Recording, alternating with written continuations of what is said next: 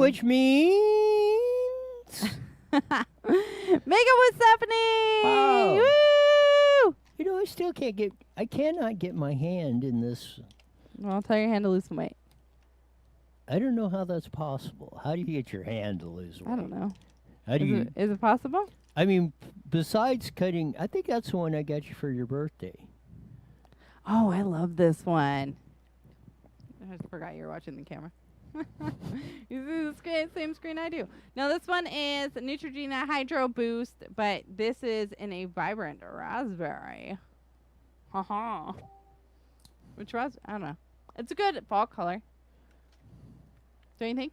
Well, we're getting into fall. We are. I'm kind of dressing a little fallish today in hopes that if I do, it'll become fall. Has that ever worked? In my mind, yeah. It's all what you make it. Ain't Right? gonna argue with that. All right, national days. Today we have, and I'm only going to do one day since I'm here all the time. So I'm doing one day, but I feel like since I'm only doing one day that I get to do more than one. I wondered how this was going to be spun. It makes sense, Yeah. right? So there's To three. one half of the population. Okay, but there's this three makes things sense. today, and I picked two. Anyways, National Pecan Cookie Day. Oh, I love Is it anything pecan pecans. or no? It's not pecan. It's pecan, I right? call it pecan. But Do people call it pecan? I can see where they would. Yeah, pecan's kind of funny if you kind of think about it, but ding, Anyways, ding, ding, ding, ding. And National New York Day. New York? Well, you could have left New that York? off. That hell. Well, no, New York. If they would cut New York City off, if you've ever been to upstate New York or some of the places, especially where the Why would you want to cut it off? what because Who says that? New York City is like totally different from You got the to say it rest with of an the accent. state. New York. Well, yeah, they New do. York. I don't know. How No, do you do a New York the- accent? I I mean, just sound like an idiot. one of the most competitive racing circuits is its super dirt big block modifieds that run basically through the upper state New York area up through Canada, and I mean some absolutely great racing of some of that stuff. Although Super Dirt Week moved from Syracuse because they stopped racing at the 1 mile at the Moody Mile, and now Moody it's Mile. Oswego. But I mean that's like 1 week of just some of the most stellar racing you're ever going to see. Happy National Pecan Cookie Day and New York Day to all you The only New thing that's better Yorkers that out well, there. probably my second favorite pie behind peanut butter is pecan pie. What's mincemeat? Isn't that... That's way different, right? Isn't it... Is it How meat did or is it nut? mincemeat get into this? Because I was thinking, oh, my dad likes that. And I'm like, no, he really likes mincemeat. But I've always been confused. Is it meat? What is it? It's not meat, though, right? No? Click Alright. us on Alright, Facebook. We're going on. Is it meat, though? We'll be talking about that forever if we keep going.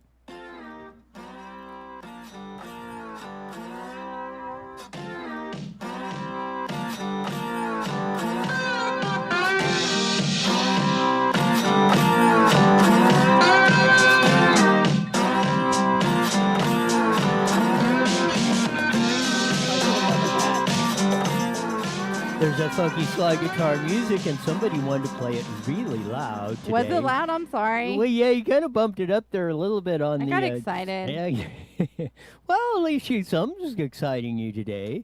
Of that, as you hear that funky slide guitar music that comes on every Monday through Friday on IE Newswire, both on Facebook And on YouTube. YouTube. Make sure you go and hit that like and subscribe button, and go a little above and beyond for us, and share it on all your platforms. There you go. Instagram, Twitter. Of that.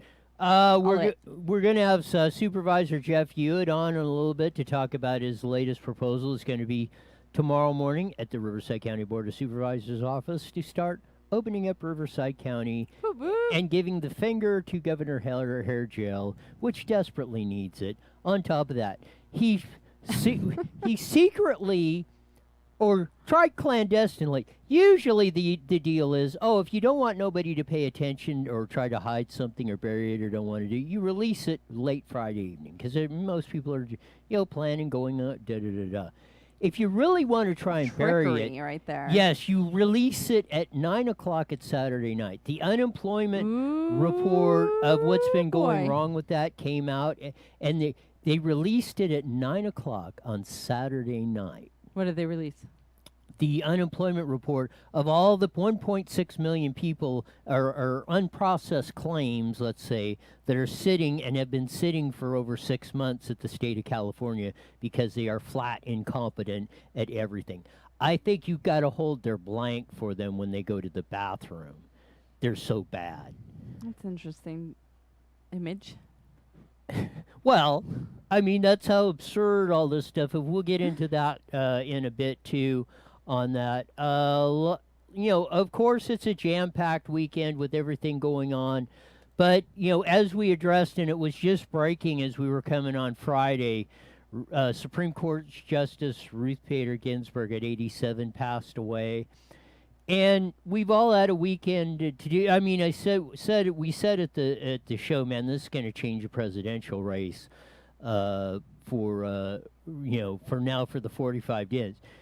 You're going to hear, and now There's only 45 more days. Yes, you're going to hear 24/7, 365 abortion, Supreme Court justice, the whole gamut of what's going on. This is what was the problem with you. Ruth Bader Ginsburg, I respected her as a person because as her best friend on the Supreme Court was the late Anton Scalia, which was like 180 degrees opposite. They voted against or ruled against each other most of the time, but they were cordial. She was back to the old days of where, Tip O'Neill, John Kennedy, William Proxmire, and a lot of the heavyweights back then, and even on the Republican side, they didn't take this stuff personally. They had their political fights, and when they were done with the politics, you could see them down drinking at the bar or whatever, talking about it. And they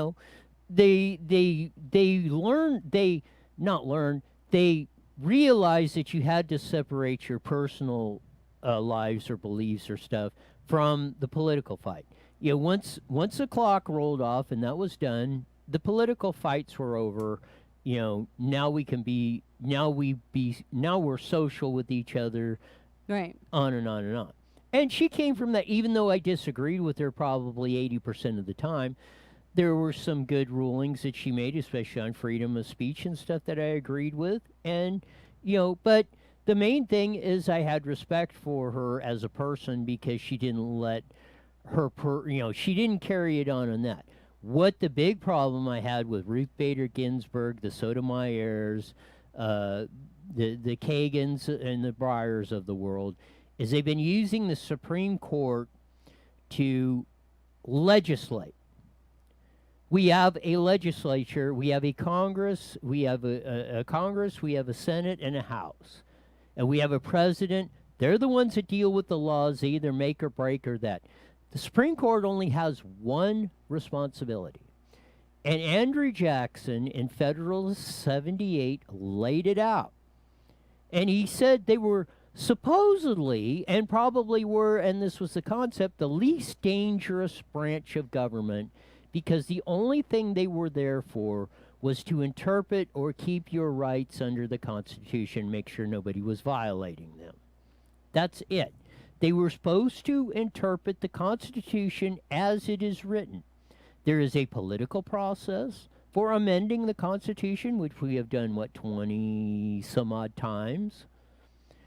The Congress can do it. There can be, you can call a state, a national convention, constitutional convention, on that, and modify that, and that's a political process.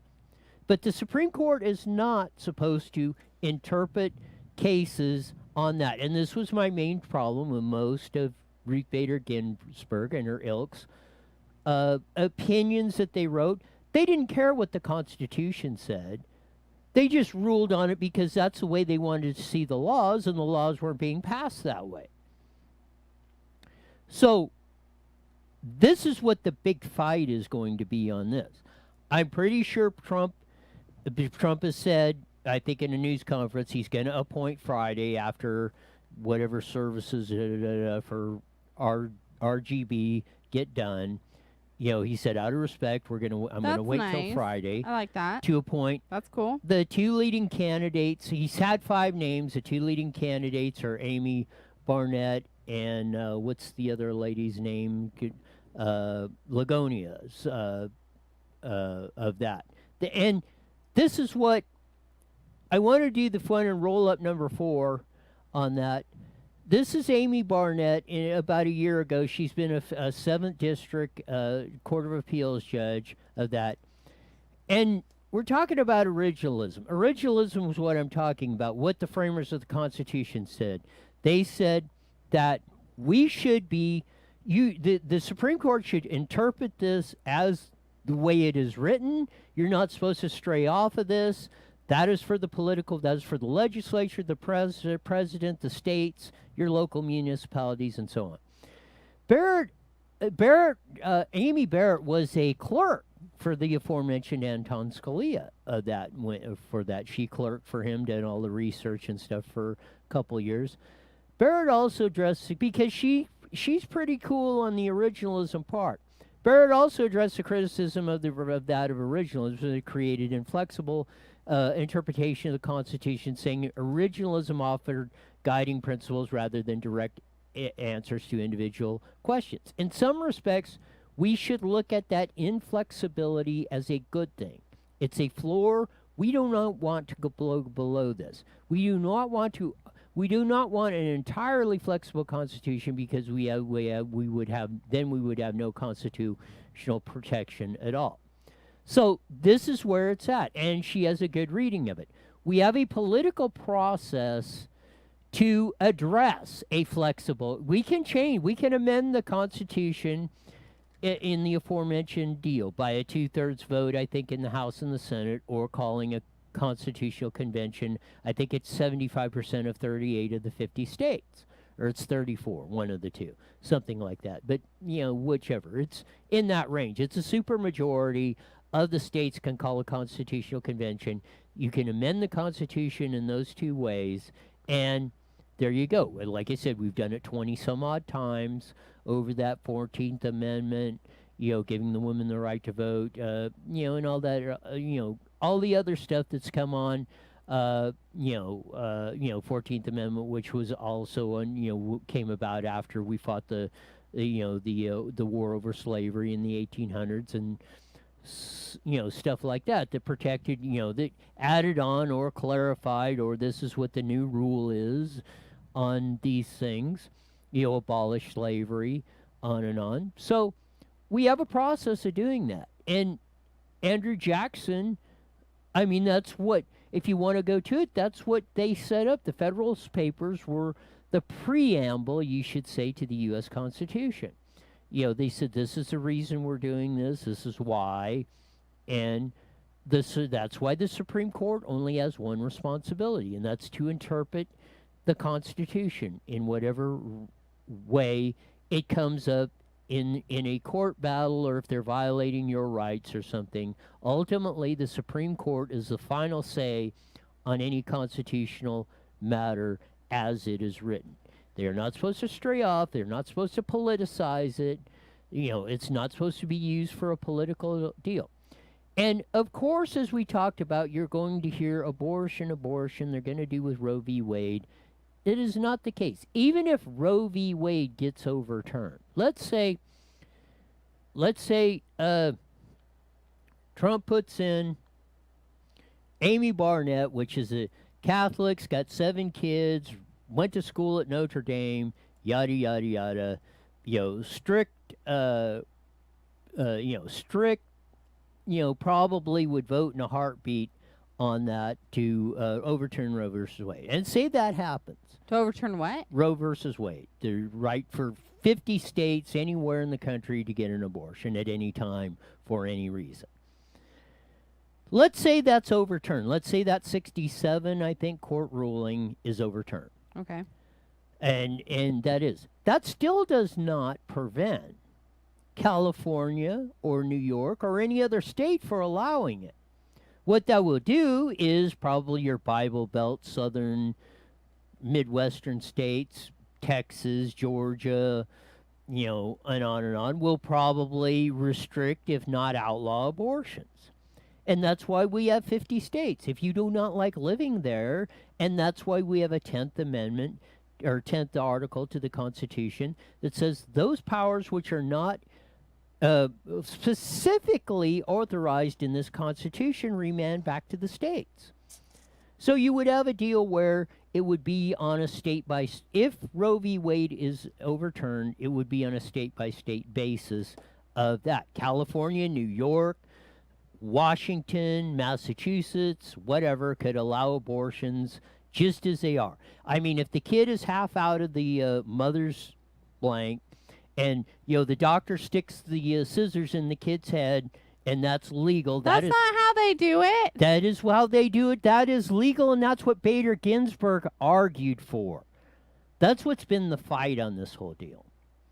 So I want to clarify my position on abortion once and for all. And I think it's probably pretty clear, and I would settle for this, or this would, I would sleep well at night on this, because about 2/3 of the country favors, I think it's at 5 months. Anytime after 5 months, there's basically no abortion. If you're in the first 1, 2, or 3 or 4 months or something, and well, that's debatable of what it is. But at some point, you're becoming to the point, in my view, of where you're a human being. Right. There's that point in there somewhere, and I think the vast majority, and I think if Trump and the Republicans frame it this way instead of absolutely no abortion for any reason, and I've argued this with them many times, much to the chagrin sometimes of the social warriors crowd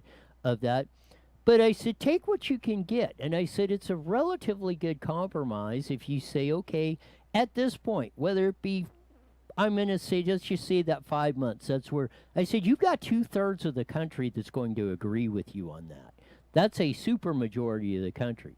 Take that, and if you still believe in that, fight on it for another day or whatever. But I would be perfectly comfortable with that scenario. I mean, whatever. Of it being no sooner than what? Yeah, like 4 months? Yeah, like 5 months. Anytime after five. Five's a little up there. Well, whatever that date. I mean, it could be 6 months, 5, or whatever. But I think in the most of the polling I've seen, it's right in there at 5 or 6. After 5 or 6 months, then that's where most people are pretty comfortable with the transition point, and no longer it's just because the infanticide thing, I don't know how you can consider yourself a human being to say what they call partial birth abortion, which is exactly what I described. Mm-mm. Now that's murder. At that point, why wouldn't you? I mean, there's so many. Sorry, we're having tech problems. I don't know if anybody else is. Well, at least I am. At some point, I don't know. Why wouldn't you give to a fire station? They have that. What is it called? Yes, you can drop them off. What is that called, though? A safe haven? I think so. Maybe? Yeah. The hospitals. There's so many families Yes. out there that are heartbroken because they can't have kids. Like, they would be so blessed to take on somebody doesn't want. I mean, then it's heartbreaking. Yes, just say... just give it up. And I mean, at least at that point, they will have a life.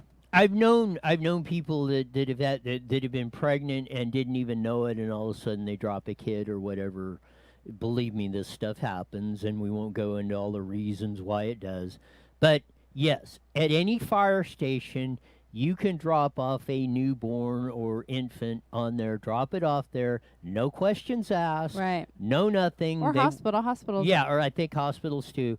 Drop it off, no questions asked. We'll take care of it. We're not going to do anything to you, yada yada yada. Right. But I don't know that I've seen the film on a partial birth abortion, and I mean that is probably You've seen what? The film or what they do on a partial birth abortion. No, I can't watch that. And I mean, no, I wouldn't, and I don't blame you for not watching it because it's. I mean. If that's not the ugliest thing I have ever watched, it's got to be 1 or 1A. I can't think of anything different on that. And again, there's that transition point somewhere. And wherever it is in there, I'm saying, if that's whatever the consensus is, 5 months, 16 weeks or 20 weeks or whatever it is, yada yada yada, of that, I'm comfortable with that spot. And I think if the majority of Americans, especially Republicans or the social warrior crowd, would embrace that, like I've told them, right now you've got nothing. They do? Well, yeah, because you basically, up until the last toenail comes out of the mother's womb, you can kill the kid. Ugh. I don't like that. Why a toenail? What if the toenail comes out first? Well, however it is, Oh. as long as it's That's what it stands right now. as long as it's as long as a hair of the head, if they have Is it still coming inside out, the is mom? touching the mom, you can abort that kid. That's horrible. I'm not knocking anyone that's had abortions. I'm not saying to get rid of it completely. Like you said, there's reasons why women do it. It's your choice. But at some point, there's that age where it's just, like you're saying, Yes. it becomes murder. And like we said, I mean, so many places and families that would just be so welcoming to a child. I don't get why some women wouldn't want to do that. But also, do men have a say in if women? That's one thing That's I've not right always either. There needs to argued be something in there. is when you Because what if yes. the dad doesn't want the baby? Yeah, we're screwed. Does he get to make a One decision? half of the population has no say in this at all, even though we are one half of the deal. And that's what I've always said. Once you made the determination to have sex, you created in my mind, you created a contract deal. Let's say you don't want the kid, the father does, then the father should have the right to you to carry it out. Maybe after that, even in, let's say, that 6-month period or something, whatever. If you don't want the kid and the father does, then you should be obligated to carry out that pregnancy because you made that contract back when you had sex together. There's a contract. I feel like I'm watching 50 Shades of Grey. I'm just kidding. See, maybe I should write TV shows. No. Barbara Lagoa is the other one Trump mentioned. Actually, reading her, I think she's even more of an originalist. Go back up, please, a little bit. Of this. Yes, you want to see the picture of that? Yes, sir. And the header. And this is a part of politics. And part of appointing it's all a political process. And I will tell you, you center-left Democrats, what was it in the 90s when Bill Clinton came in? Harry Reid had the position Mitch McConnell had, House Majority Leader.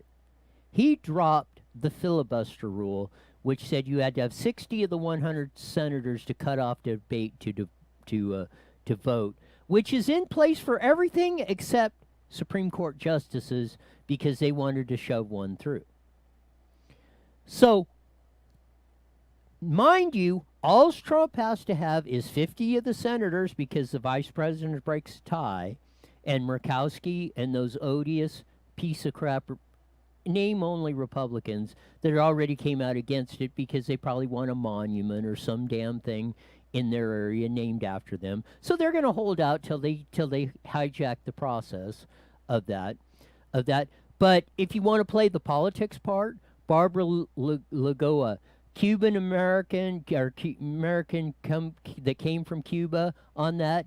If Trump appoints her and he gets the Cubans on his side in Florida, Joe Biden can almost write Florida off because they'll come out in droves and vote for Trump if they put her on the Supreme Court. Eric writes in, both are good choices and great additions to the court. I would be comfortable with Amy Barrett or Barbara Lagoa on the Supreme Court. I have no problem with either one of those. In fact, I think from reading their decisions a little bit I have over the weekend, I would have... You never know. Roberts, Souter, and Kennedy, and a whole bunch of them always. You never know what they're going to do because it's a lifetime appointment, and they're on there, and that's a good thing because they're not part. Their job is basically not subject to political pressures once they're on the Supreme Court. But that play. This is the second thing. Ruth Bader Ginsburg. Take you back to February 2016. The aforementioned Anton Scalia passed away of a heart attack. So, it's getting to the end. We're going to have the presidential election, and it's going to change because Barack Obama's termed out, served 2 terms. Right. There's going to be a new president elected, in November and seated in January. So Obama puts Merrick up for the Supreme Court nomination, and Mitch McConnell holds it. And Ruth Bader Ginsburg came out and said, the Senate should hold the hearings and they should hold a vote on it before the election. On her deathbed in 2020, she said, no, they should not appoint anybody before the election and seat somebody on the Supreme Court. Ruth Bader Ginsburg played politics with Supreme Court nominees right up to the end. Because there's no reason, if it was good enough for Merrick in 2016 and she called for a vote on that just before the election, then it's good enough now. And the only reason to switch that is you were playing politics with this, and that So is because not she what said it before she died, does that mean they have to listen No, to it? they don't have to listen to any of it. But I mean, you she got to kind of respect her. She was still working right before she died. But That's kinda why the cool. switch? The only switch is to do the politics because you thought you were going to get a liberal Supreme Court justice if Barack Obama appointed him, where Donald Trump, I think it was, which one was it? It wasn't Kavanaugh, it was the first one that he reported, and slipping my mind again. But Trump got to appoint that Supreme Court justice to fill the vacancy of Anton Scalia, which would have popped the balance of the Supreme Court because if you want to talk originalism, probably Clarence Thomas and Anton Scalia were 1 and 1A of interpreting the Constitution as it was written, no deviations, and you look at their opinions and they are very consistent. They did not try and legislate against the bench. They did not let their personal feelings or what in most cases cloud their judgment. They ruled as they should as a Supreme Court justice on the merits of the law and the law only. Eric writes in, flip-flopping like she always said she was okay when Obama was in office, but her hate for Trump causes her today. Yeah, that's what Not I'm for her saying. today, is what he meant. She is playing politics. Well, she was like a politician in a way. No, wasn't she is not. I know she was Supreme Court, but there's politics in that too. There's politics in everything. Politics in frickin' ice cream. We'll have to get into that someday. Well, there is. I could say Ben and Jerry's are some of the most Black Lives Matter supporters. And See, now you're bringing politics and ice cream. I was kidding. no, it does. No. Politics everywhere. I hate politics. It is on the... Why are we twinning every day? Huh? We're twinning every day. Are you doing that on purpose? Who's matching me? You're so cool. Wow. I got a compliment. Only 'cause I'm cool. So now you're... Yeah, anyways. I'm just kidding. Updated CDC guidelines acknowledge coronavirus can spread through the air. What? I thought I already did. U.S. Centers for Disease Control and Prevention updated guidance on its website to say coronavirus can commonly spread through respiratory droplets or small particles such as those in aerosols which are produced when a person breathes. Airborne viruses, including COVID-19, are among the most contagious and easily spread. Previously, the CDC said that COVID was spread mainly through people with close contact, 6 feet, and thorough respiratory droplets and produce an infected personal coughs and sneezes and talks. The page, updated Friday, said COVID most commonly spreads between people who are in close contact to one another, and now says the virus is known to spread through respiratory droplets and small particles in those aerosols produced when infected persons cough, sings, and breathes. Pause for a minute. Isn't that the whole reason why we're wearing the damn masks? 'Cause they already thought that? No. Aerosol, what they're talking about. Well, you know how somebody, if they get really excited and you see them spit, Yeah, you do it all the time. That's why I said that. Perfect example of that. Right. That's what the aerosol, and that's what a mask and the social distancing, because that doesn't travel as far. Right. The airborne, what they're talking about, can float and stay in the room or in a room. Well, weren't they saying especially. it lived on like plastic for like 6 days or And then something? they So everyone's rescinded sanitizing The everything. CDC immediately had it up there, and then they took this down. So confused. This is why. Because if it's an airborne virus, which Kelly Victory and Scott Atlas and a lot of people have said, they said this mask and this whole social distancing isn't worth a bleep. And they have been proven right because they took it down. Now the World Health Organization, that place that's jumped all over the place, has said, okay, they're now starting to agree with that. So in order to prevent, as someone has said, in order to prevent coronavirus, the only way you're going to do it is to lock yourself in a hermetically sealed bubble and never come out. This whole mask, Dr. Kaiser, who works for Riversdie County, was that in that, and you will have no possible way of preventing it. This whole mask, this whole social distancing is a bunch of BS. And when CDC finally puts out their report that they put up Friday and took down, and World Health Organization is going to talk about, you are going to see that a lot of experts and stuff have been wrong on this whole thing, that they have been lying to you 100% on this stuff. It is incredulous of what's been going on in this whole deal. We cannot stand for it.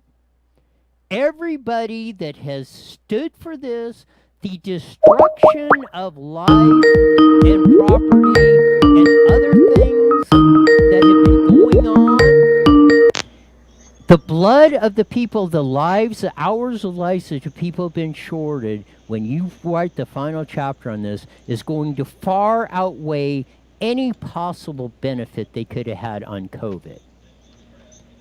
I've said it on these airwaves. Many experts have said it on this airwaves. And we're going to have a guy on here in a couple minutes that will probably say the same thing.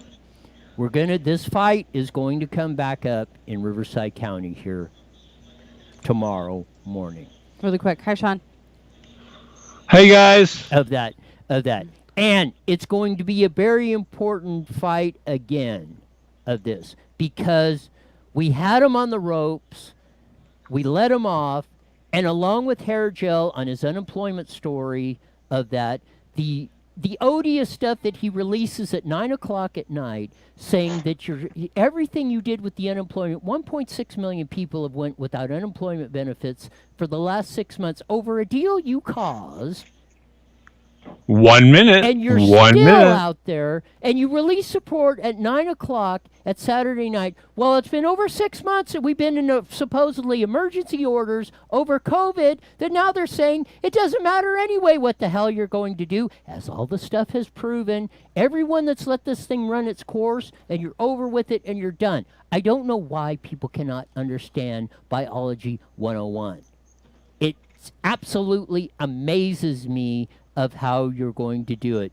We're going to have Supervisor Jeff Hewitt when we come back on the bottom of the hour to 30 talk about seconds. this and what we have going on at the supervisor's office tomorrow morning as we are going, because this is Battleground 0101 for what's coming up. Okay, guys, here we go. 10 seconds. Go to KMET1490am.com and download your free phone app today. IE Newswire Daily is on the air. The following is a paid program. Views and claims expressed are those of the program producer and are not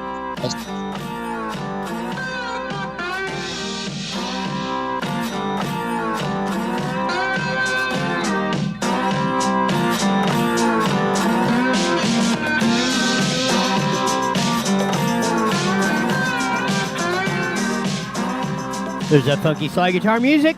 Comes on every Monday through Friday at 5:30 on the Mighty Met 1490 KMET on a Moody Monday! And it's very moody on that. We talked about the Ruth Bader Ginsburg Supreme Court hair gel a little bit on that of his latest stuff. But we have him on the line, and the fight starts again at Riverside County Supervisor's office tomorrow morning, 9:30, I believe, of that. The probably is going, in my opinion, this guy is going to be probably the most important Riverside County supervisor that's ever been elected in history. Because Mr. Jeff Hewitt's putting it back on the table to open Riverside County back up, basically telling that lying snake, Governor Hairgel, 6 months of this emergency orders is long enough.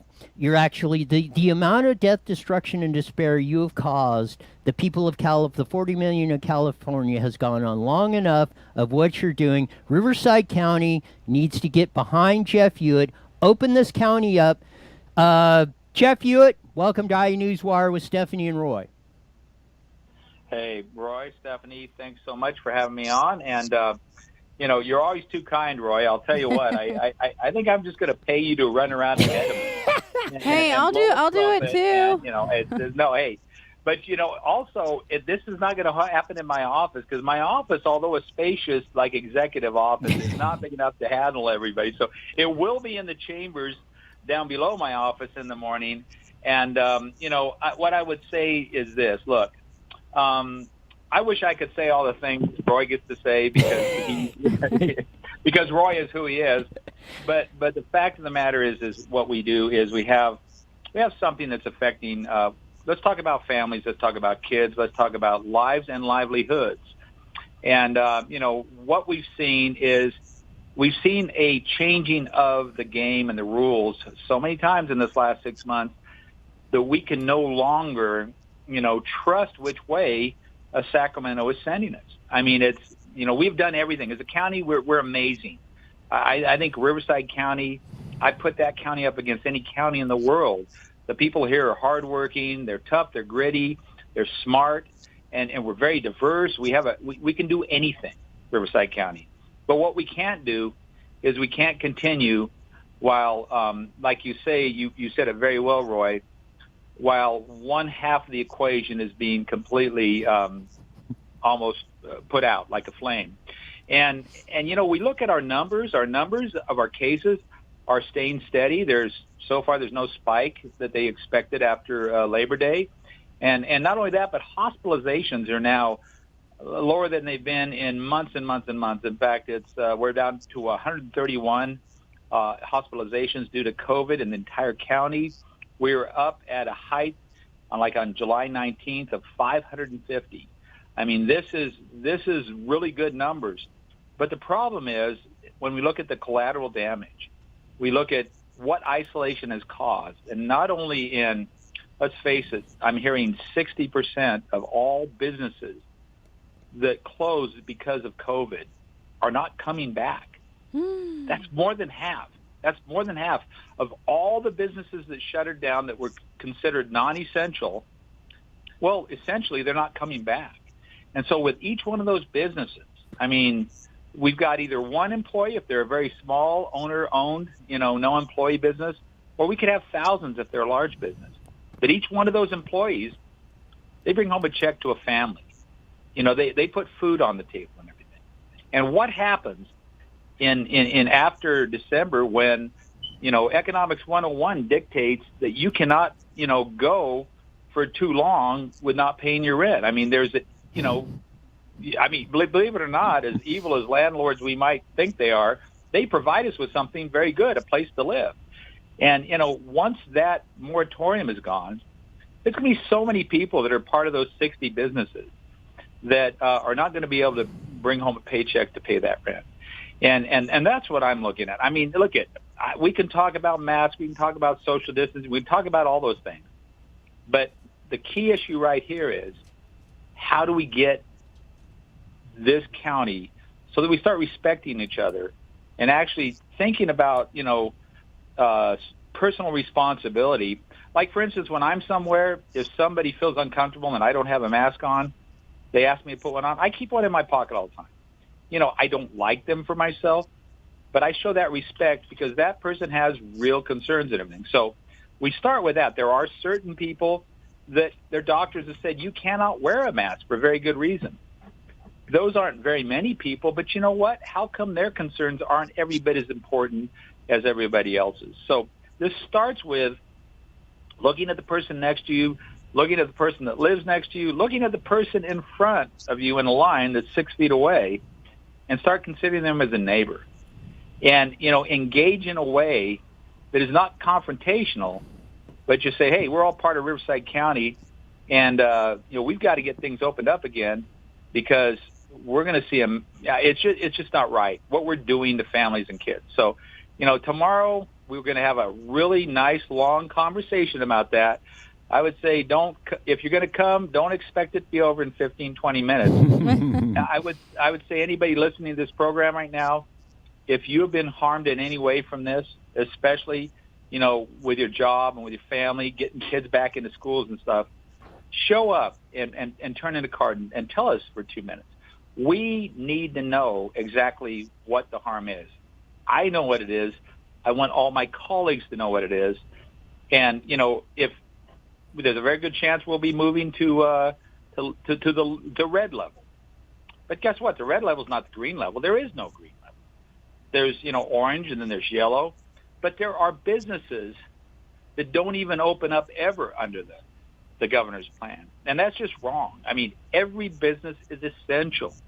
Everyone is, because it has employees. They go ahead and they bring home paychecks and stuff. So, that's what I'm pushing for tomorrow. And like I say, I would love if you have a chance to get on out there. It starts, get there before 9 o'clock. There'll be a lot of people there.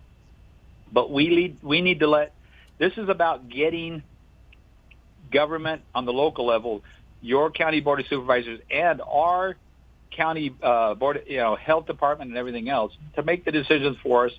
And those decisions won't be made in a one-size-fits-all with 57 other counties from Sacramento. It is important of this, and you're right. I mean, you've got to look at this in, everything is a trade-off compromise. You got to look at the whole picture of what you have been doing. You have been right on this. Some of your colleagues have flip-flopped, as many others have, all over the place on this stuff. What is it in your, and I don't want you, I'm not asking you to call out names on it, but what is it in your opinion that they can't see what is actually happening? And I'm going to bring this up. Peru had the most restrictive, they had the military locking people up. They have the highest death rate per capita in COVID. And if all this stuff that they said worked, then why is Peru in that? Because they got as close to keeping people in that hermetically sealed bubble as it was, and it's exploding in there. So what is it about the reality of the situation that you see that a lot of these people, and what's the reasoning behind it? Well, Roy, we can pick and choose any country. My favorite country, it wasn't favorite when it was going democratic socially, but Sweden has some pretty good, national epidemiologists. And, they called it a certain way early on, and they took a path, and they were ridiculed for it. But as we see today, they're down to 0 or 1 death a day or whatever, and they've actually, attained, herd immunity. I don't know. There could be, ethnic differences, with genetic strains. There are actually 6 different strains of the virus. It hasn't mutated as much as we would think it has. But all those things, tomorrow's not going to be about making an argument for that. Tomorrow's about seeing if we can go ahead and get control of our own destiny. Because at the end of the day, we need to get everybody on board. We need to get people that have real concerns. And there's a lot of good people out there that have lost very, very close loved ones. And they've seen them die in a very bad way. That is all real. But, I think we can have it both ways. And that comes with, like I say, starting with respect and going out there and treating everybody in a certain way and putting your trust in we, the Board of Supervisors, and instead of pushing that off to the state. I think that's very, very important. No, I agree with you 100%. Josh writes in, let me find his comment. Jeff Hewitt is the best member of the board, and all the other board members need to jump on board with you and your thoughts and voices. And I can't agree with him so much more. And I hope that a lot of the community does go down there and support you and everybody else during this time. That's heartbreaking that many businesses have closed down, plus on top of the schooling and all the social activities that the children are missing out on, especially mine. And I know many, many others. I really hope that there's some good that comes from tomorrow. And I think there will be. I think that you're going to make a good impact on that tomorrow. Well, again, I can only hope so. My style of governing is sometimes a little bit in your face. And but that's why we love you. Well, yeah, boy, I'll tell you. But anyway, I see it as a chance. And again, I have a lot of respect for my colleagues. They're getting it from all kinds of different sides and stuff. This is not 100% on by any means on one, one group of people thinking this is the direction we need to go. I honestly think that this discussion, if it's kept in a real good way and talk about the actual effects, and there will be the issues of will the governor get all of a sudden, hey, you're not following my edict, so I'm going to hold some money back and stuff. Those will be big discussions too. And we'll have to talk about how important that is and whether we're going to allow him to dictate everything we do with the amount of money that he has control of, even though this is all taxpayer money, remember. It came from us. But because of the way the situation is, he doesn't like people challenging his will. So, we're going to have to look at that. We're going to have to, I believe that there are other counties, to name a few right next to us, and it's not L.A. County, but other counties that like to see a county take the lead on this. And so there's if for some reason I get another couple of supervisors to go along with this, we might start something in other counties too. But that's up to them. But my concerns are with the people of Riverside County. And again, I don't want this in any way to think that we're just going to open it up and go full blown. This is a very, very cautious. It's a very, very based upon our own health department, our own staff, everything else. But it has metrics, and it is a blueprint that we're not going to be turning around and changing every time.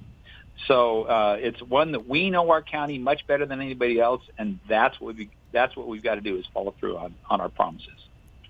Mike writes in, and we also have another comment that I want to read to you too after you answer this one. If there's any emails or phone numbers that they can call or email anything to, or is that going to be closed tomorrow? So there are call-ins if you can't make it down there. And I'm really going to apologize. I don't know the number off. We'll post all the but contact stuff. You can post that. They can call in. There will be. It is still a hybrid type meeting where, in the past we didn't let people call in. If you were going to go make a comment, you had to show up in person. But we are still allowing call-ins, so there should be quite a few people in person, but. Like I say, if your story is one that we need to hear, come on down and let us know. Including mine? Everybody but Roy. I thought so. Anyway, but no, if you've got, and if you're like me and you like to yell at the TV set and everything else, it's a lot better to just come down, and you don't need to yell at us, but tell us your story. And again, representative government is based upon us knowing what's important to you.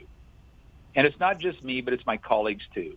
And we need to hear the whole story to be able to go ahead and make the right decision. So this is how it works. It may be a big inconvenience or something like that, but these things are too important. There's too many livelihoods and lives at stake with this.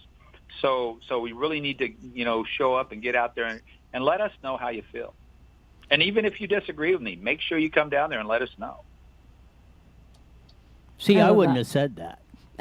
Well, who would ever disagree with you, Roy? Well, that's right. Believe it or not, Roy, when I'm looking down, I'm not looking at my cell phone. I'm actually taking notes on what everybody's saying.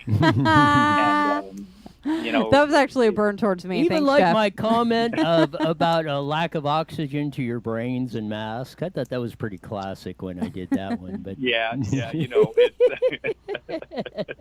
we send you in, Roy, with the grenades and stuff to clear out the area. But There you go. We got any more comments? We do not. Okay, so again, I want to tell everybody to get down there and again, really, no, whichever way you feel on this, because that's how these things get worked out. That's right. If you don't hear the other side of it or what other person's concerns, and maybe if you hear their concerns, that's what these meetings should be about, is addressing that and getting everybody on board. And I want to applaud you for Definitely bringing this motion back up.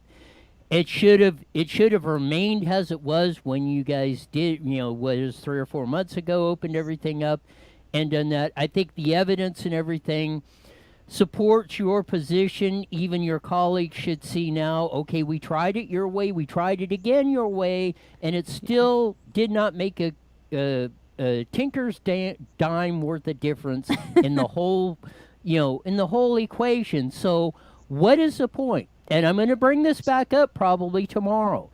And I want to put... Well, and tagging on to what you say, look, it's a moot point whether it did any good or not, because if we do have good numbers now, and so many people believe that, and I'll tell you that might be a very good reason, let's go ahead and keep continuing being courteous, practicing those things if you can, unless you've got some kind of medical issue that doesn't.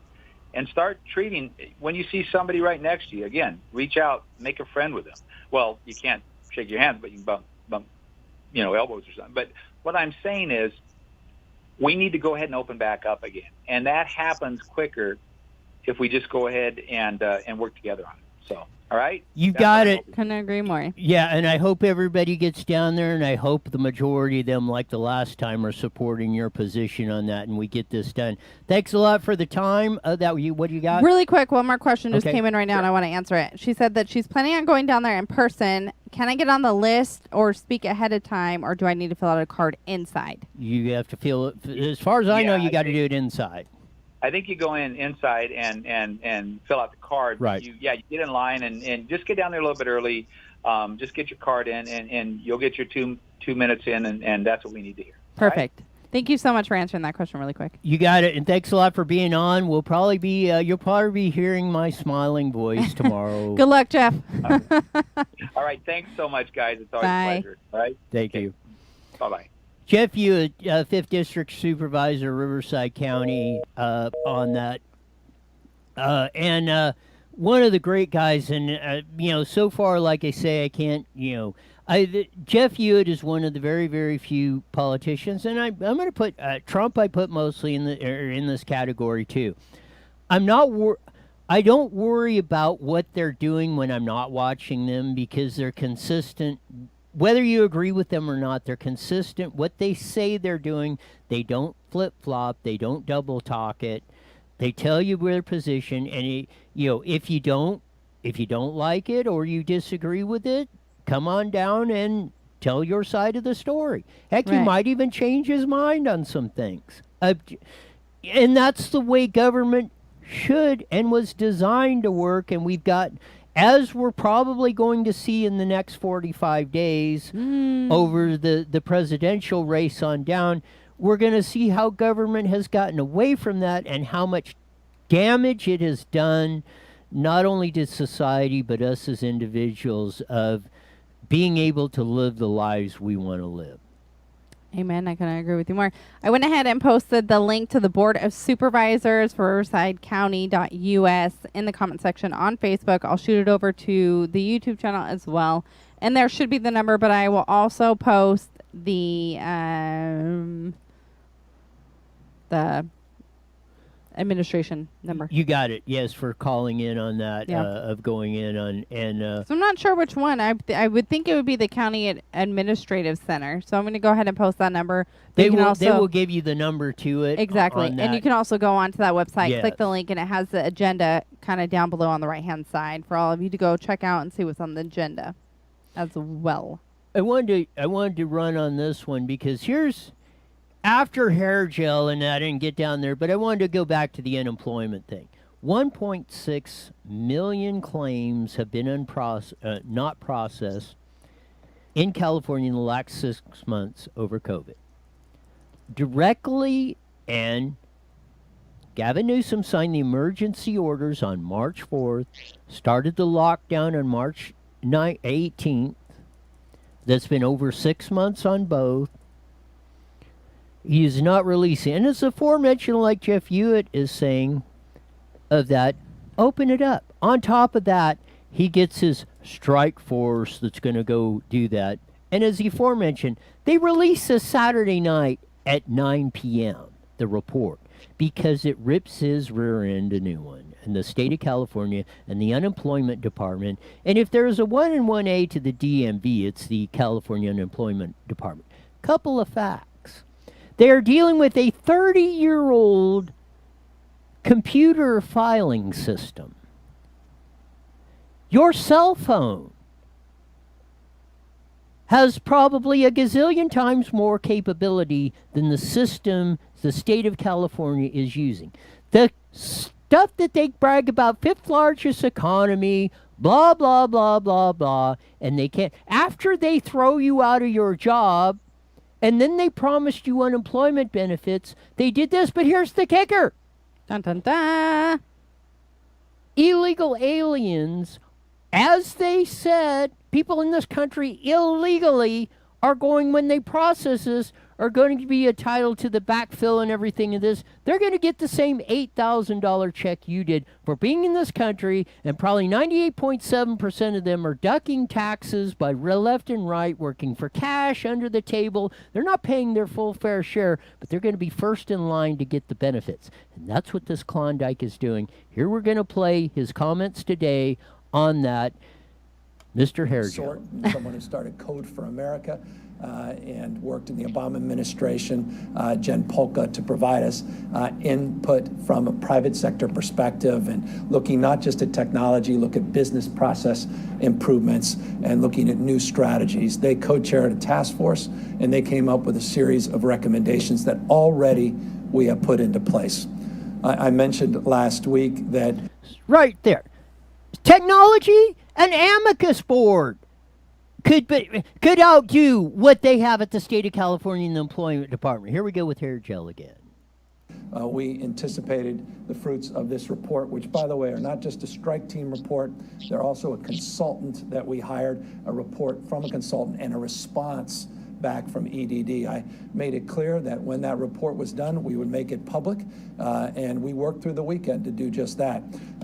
Make it public at 9 o'clock Saturday night, when the least of trying to bury this because it ripped your rear end a new one across the board. And notice that first part. The strike team is headed by a former Obama administration official. This is not part of the right-wing conspiracy or whatever he's doing, or the consultants. As bad as the DMV, the unemployment department may be screwed up worse. And they are violating all the stuff. And even as he whined and cried about, when Trump said was extending that by executive order, Nancy Pelosi, his relative, who's Speaker of the House, dissed on you getting the extension on the unemployment benefits. And he said, well, can the states kick in $100? We can kick in $3. You kick in $100. And, we can't afford it. Well, okay, the feds send it in. Well, this Klondike said, screw you. Of that. And Trump said, okay, we'll waive the $100 deal on that. We'll at least give the people the $300 that we can do in the federal government. Newsom told you to pound sand up your rear end. Just like he's doing that. Just like he's doing now. That would not feel very good. No, it doesn't. And I wonder how you Newsom, 2 minutes. Biden supporters, how do you support this guy? Are you done with this? Yes. Thank you. I don't know how anyone... I'm telling you, his looks is like the only thing he's got going for him. I don't even see that part, but I'll take your professional opinion on that because I see too... Oh, he's so cute. I want to blank him. Eric writes in, Newsom speaking is like nails on a chalkboard. Yes, I don't know how anybody could stand his voice. Lorian writes in, I'm not sure I'm prepared to support any government outfit that calls itself a strike team.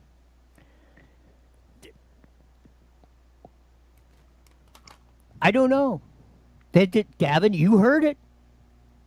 That supposedly these bad words that us hillbillies and stuff use that are out there, we're waiting for the You day. have horrible words. Yes, we're waiting for the day to point Barnett or Lagonia and stuff so we can all go and pull out our automatic weapons and just mow down everybody. That's the opinion you have. And you know who wants to do that? Who? It's Hair Gel and Joe Biden and Nancy Pelosi and Maxine Waters and all them other idiots. Isn't a she lot like of you a news voted for. reporter?